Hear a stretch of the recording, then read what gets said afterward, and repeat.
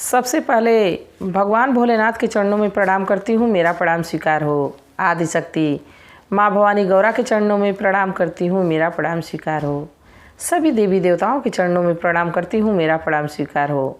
आप सभी गुरु भाई गुरु बहनों के चरणों में प्रणाम करती हूँ, मेरा प्रणाम स्वीकार हो।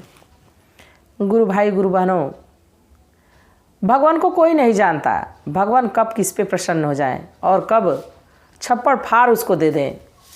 होता है ना कि अरे भगवान उसको छप्पड़ फाड़ के दिए हैं, इतना धन दौलत दे देते हैं, इतना सुख दे देते हैं, ये कोई नहीं जानता कब किस पे किस भाव से प्रसन्न हो जाए। भाव भी अलग तरह के होते हैं।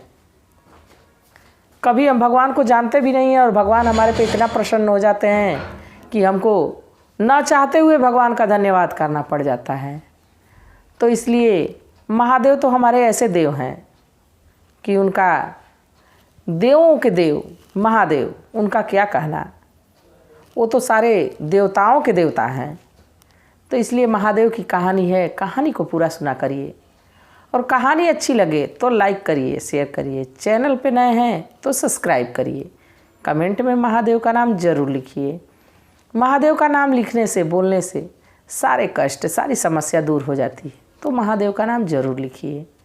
और आप लोगों को अगर जो हमारे इंस्टा फेसबुक से जुड़ना है तो उसका लिंक इस वीडियो के डिस्क्रिप्शन बॉक्स में दिया गया है, ज़रूर फॉलो करिए।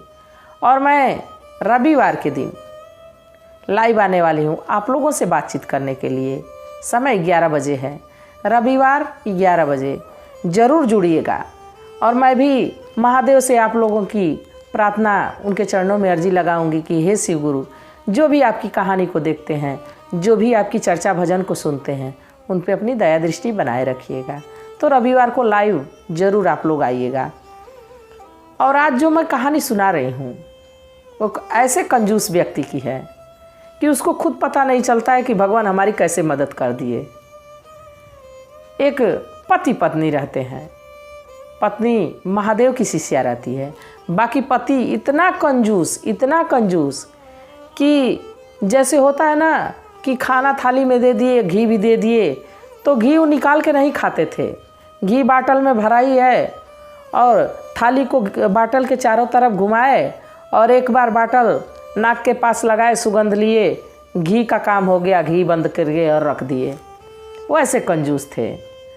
गुड़ लेते थे तो गुड़ को जीभा पे एक बार लगा के और टेस्ट कर लिए, फिर गुड़ को कागज़ में लपेट के और रख देते थे कि बाद में काम देगा।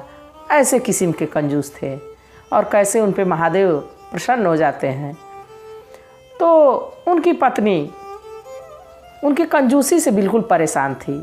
कोई भूखा दुखा आए तो बहाना कर देते थे, कभी कोई दरवाजे आए तो हमेशा भगा देते थे, कभी किसी की मदद नहीं करते थे। जो अपने खुद ना अच्छा खाए, खुद ना अच्छा पहने, वो दूसरों को क्या देगा।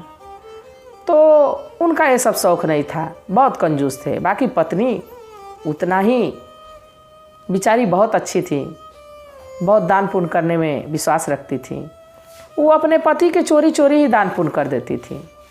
और महादेव जब पत्नी की किस्मत पति से जुड़ी रहे तो पति अगर जो कुछ गलत भी कर रहा है तो पत्नी के पुण्य कर्म पति को बचाती है। तो पत्नी शिव शिष्या थी, बड़ी अच्छी, बड़ी नेक विचार की औरत थी। तो एक दिन अपने पति से कहीं कि अरे हमेशा तो आप कुछ अच्छा काम करते नहीं हैं, कम से कम चले जाते, कभी गंगा स्नान करके चले आते हैं। तो कंजूस महाशय कहे कि अरे कौन जाएगा गंगा स्नान करने, वहाँ जाऊँगा तो पंडा पूजा कराने का पैसा मांगने लगते हैं, दान दक्षिणा मांगने लगते हैं, मैं नहीं जाऊँगा। तो पत्नी कही कि चलिए ठीक है, नहीं जाएंगे। तो समय बीतता रहा गुरु भाई गुरु बहनों।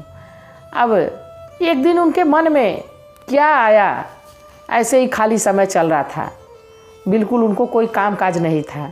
एक दिन उनके मन में आया, ऐसे ही शिवरात्रि का समय आने वाला था, उनके मन में आया कि मैं क्यों ना चलूँ। इस समय लग रहा है कि नदी घाट पे कोई महोत्सव नहीं है, कोई नहान स्नान का काम नहीं चल रहा है, चलूँगा तो हो सके खाली समय होगा तो मैं गंगा स्नान कर लूँगा। गंगा स्नान में कौन सा पैसा लगता है, पंडा देख लूँगा कि पंडा नदी पे नहीं है, तब हम नहाने के लिए जाऊँगा। अब कंजूस महाशय निकल गए गंगा नहाने, गुरु भाई गुरु बहनों। और जब नदी के पास पहुँचे, उनके गांव के कुछ दूर पे ही गंगा माँ का घाट था। जब नदी के पास पहुँचे तो देखे तो दूर दूर तक कोई नहीं दिख रहा था। नदी पे दूर दूर तक कोई व्यक्ति ही नहीं दिख रहा था। अब कंजूस महाशय बड़े खुश हुए कि आज तो लग रहा है कि कोई नहीं दिख रहा है, आज तो कुछ खर्च नहीं होने वाला है, मैं गंगा स्नान बढ़िया से कर लूँगा। अब कंजूस महाशय अपना कपड़ा उतार के नदी के किनारे रखे और नदी में, गंगा जी में चले गए स्नान करने। जैसे 5 डुबकियाँ मार के बाहर निकल रहे हैं तो देख रहे हैं कि एक पंडा वहाँ खड़े हैं। अब वो कंजूस जो हैं वो सोचने लगे कि अभी तो मैं आया तो कोई नहीं था, ये पंडा कहाँ से आ गया। और देखिए गुरु भाई गुरु बहनों, वो पंडा कोई और नहीं, स्वयं महादेव जी थे। अब महादेव जी जैसे उस कंजूस को देखे कहे कि जजमान की जय हो, जजमान की जय हो, जजमान की जय हो। अब करने लगे। अब कंजूस महाशय परेशान की तो पंडा हमसे अब दान दक्षिणा लेगा, बाकी तो अब पंडा वहाँ से करते क्या, पानी में तो डूब के मरे ना, बाहर निकलना ही था। बाहर निकले। जब बाहर निकले तो पंडा कहे कि जजमान की जय, जजमान की जय, कुंदा दान दक्षिणा हमको दे दो बेटा। तो कंजूस महाशय कहे कि ऐसा है ब्राह्मण देव कि हम तो कुछ लेके आए नहीं गंगा स्नान करने। तो महादेव कहे, जो ब्राह्मण रूप में थे, कहे कि ऐसा है कि कुछ तो दे दो। तो कहे कि ठीक है, मैं आपको 1 झोला अनाज दे दूंगा, घर पे आके ले लीजिएगा, यहाँ मेरे पास नहीं है। तो पंडा जी कहे कि ठीक है, मैं आपके घर आ जाऊंगा।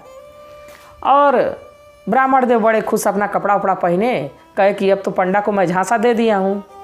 अब वहाँ से झांसा दे के वो मेरा घर देखा है कि आएगा पंडा। अब पंडा वहाँ से चले गए और ये कंजूस भी खुश होके अपने घर जाने लगे कि पंडा को तो झांसा मैं दे दिया, कुछ नहीं दिया। जब अपने घर पहुँच रहे हैं कंजूस महाशय तो देखे कि पंडा उनसे पहले ही उनके दरवाजे पे जजमान की जय, जजमान की जय, जजमान की जय की रट लगाए हुए हैं। अब छिपते छिपाते पीछे के दरवाजे से पंडा जी घर में घुसे और अपनी पत्नी से कहवाए कि जाके कह दो कि हमारे पति बीमार हो गए हैं। अब पत्नी बेचारी क्या करती, मरती ना तो करती क्या। अब बेचारी पति की बात माने कि वो पंडा की बात सुने। अब दोनों के बीच में फंसी। जाके कही, हे ब्राह्मण देव माफ़ करिए, हमारे पति तो बहुत बीमार हो गए हैं। अब पति की बात उसको बोलनी पड़ी क्योंकि भाई पति की बात थी। तो वो तो समझ ही रहे थे ब्राह्मण देव तो महादेव थे, अंतर्यामी हैं, देवों के देव महादेव, वो तो सबको जानते हैं, सबकी मन की बात जानते हैं।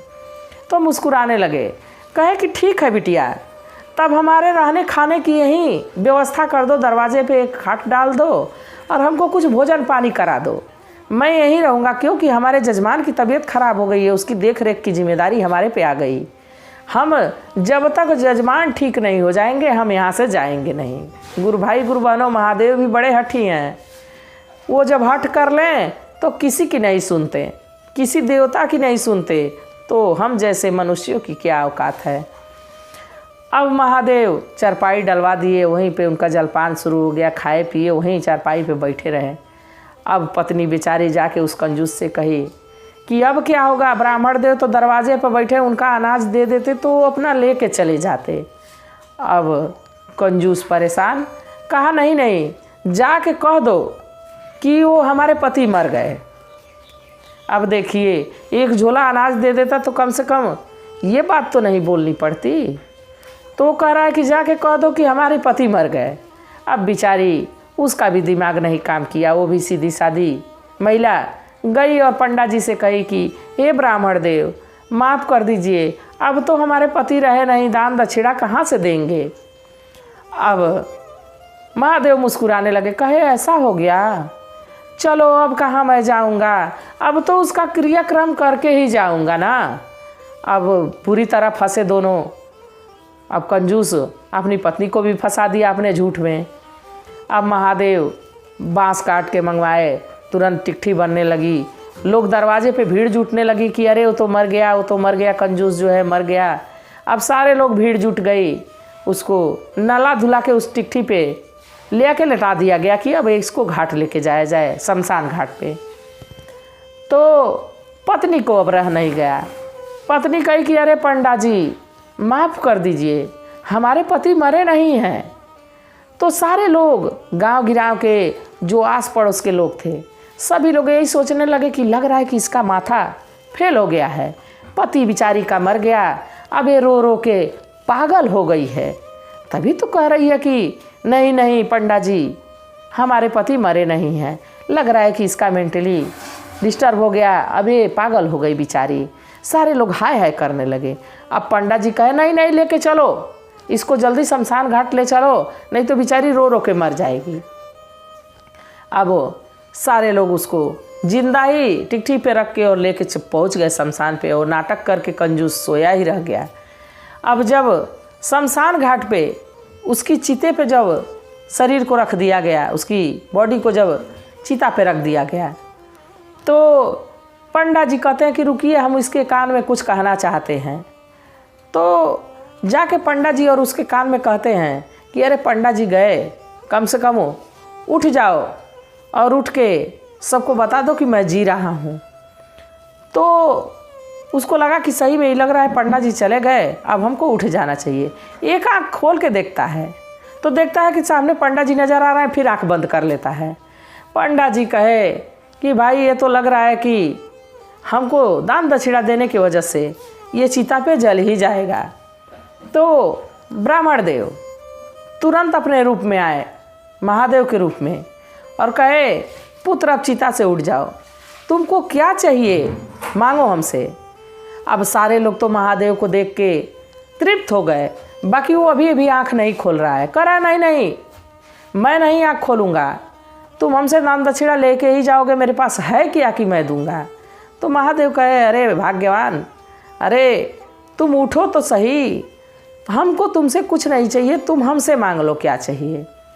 बाकी वो कदापि आँख नहीं खोला, और महादेव सबको दर्शन देके और अपने लोक को चले गए। तो कैसा मूर्ख था वो, कैसा व्यक्ति था, ऐसा कंजूस था कि महादेव उसके सामने उसको कह रहे हैं कि मांग लो मांग लो मांग लो, फिर भी नहीं मांगा। और महादेव दर्शन दिए, सारे लोग दर्शन पाए, वो दर्शन भी नहीं पा सका। तो देखिए गुरु भाई गुरु बहनों, महादेव किस रूप में आ जाएं, महादेव कब हमारी मदद कर दें, ये कोई नहीं जानता है।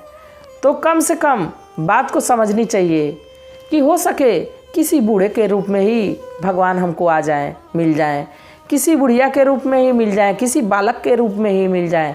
तो किसी का अनादर नहीं करना चाहिए, किसी की समय पे मदद कर देनी चाहिए। अगर जो एक झोली अनाज दे देते तो शायद महादेव आज उनको दर्शन भी देते और क्या क्या दिए रहते, बाकी तो उसके भागीदार वो नहीं बन पाए। तो इसलिए कहानी कैसी थी गुरु भाई गुरु बहनों ज़रूर बताइएगा। और रविवार को मैं लाइव आऊँगी, आप लोग ज़रूर आइएगा, ज़रूर फॉलो करिएगा। इसी के साथ हर हर महादेव।